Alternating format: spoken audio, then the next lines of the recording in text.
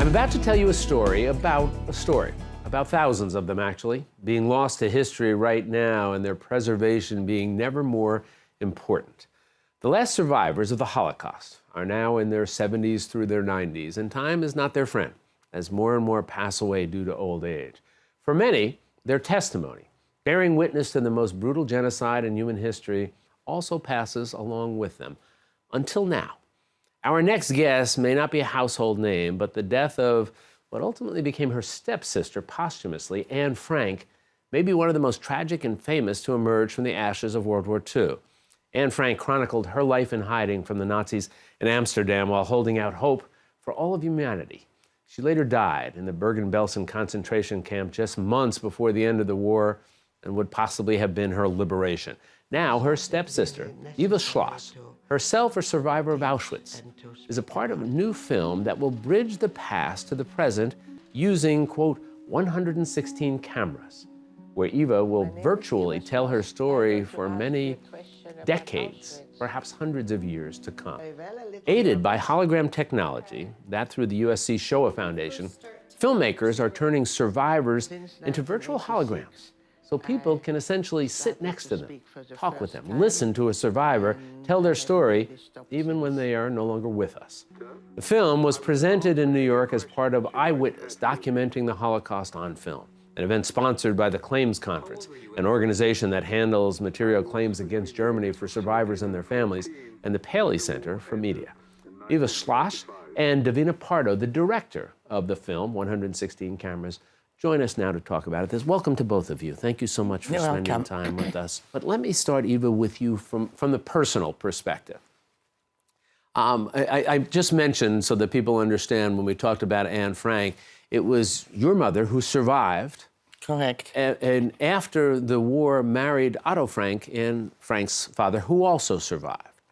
And they had known each other before the war, correct? Yes, because we lived in the same neighborhood, actually opposite each other.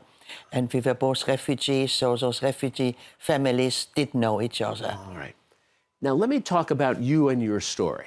Because for many years, for decades, actually, you didn't talk about your story. Well, when I came back from Auschwitz, I was really full of wanting to tell what has happened. I wanted people to feel sorry for me, you know, and things like that. Everybody had suffered, you know. It was really a terrible, terrible war. And people wanted to stop about thinking about it and move on. And then when perhaps 20 years later, people started to wanting to know, wanting to learn. It was in the 80s. Yeah. And you decided that it was time for you to tell your story. Why was it that you thought then, all right, now it's the right time for me? Well, it wasn't really. I was just put on the spot through an Anne Frank exhibition, because in Amsterdam, the house where the family at hiding became a museum, but they realized there, historians who worked there, not everybody can come to Amsterdam to see about their family and the story. So they made a traveling exhibition. And it came to London. And of course, I was invited to that. And the organizer said to me, come and sit with us at the head table, which I did, not expecting just to sit there. But at the end, he said, and now Eva, stepsister of Anne Frank and Holocaust survivor herself, will tell you something about her experience. And I was in shock. Davina, let me talk with you then as a filmmaker. Mm-hmm. And we talk about 116 cameras, and people might say, well, that's an odd title for the film. What does that mean? Explain the film that you did. Well, the film follows Eva through the process of being recorded for this new technology, which is called New Dimensions in Testimony, that will allow people to have conversations with her long into the future. And the 116 cameras refers to the number of cameras that actually recorded her testimony. So it's sort of a literal title, but for me, it also kind of represented the many ways in which we try to capture stories and the many ways in which stories can be told and preserved. What was it that drew you to this story, to Eva's story, and to the notion of how we're now going to preserve stories such as hers? Well, I grew up in Toronto, having Holocaust survivors come to my classroom every year. Someone would come tell their story. And sometimes it was even a friend's grandmother or grandfather. It felt very close. And I also had grandparents who, like Eva at the beginning, never talked about it. So I was always really fascinated by who tells their story, and had a real personal connection to the history. And then a couple of years ago, I read an article about how the USC Shoah Foundation was preserving Holocaust survivor stories interactively.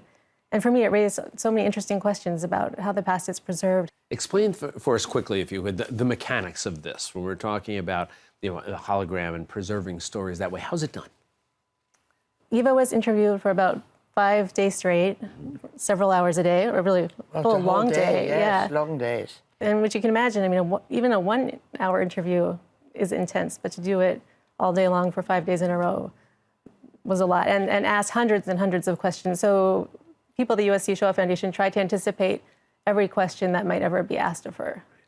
And while it's being done, all of these cameras all around her, it's fairly surreal looking. Mm-hmm. Yeah, it was scary even because the light went on and the clicking and, you know, and as well you had to be exact, not go over the hour. Through a mirror I had to watch because they gave me that sign when I had to stop or 3 minutes and so on.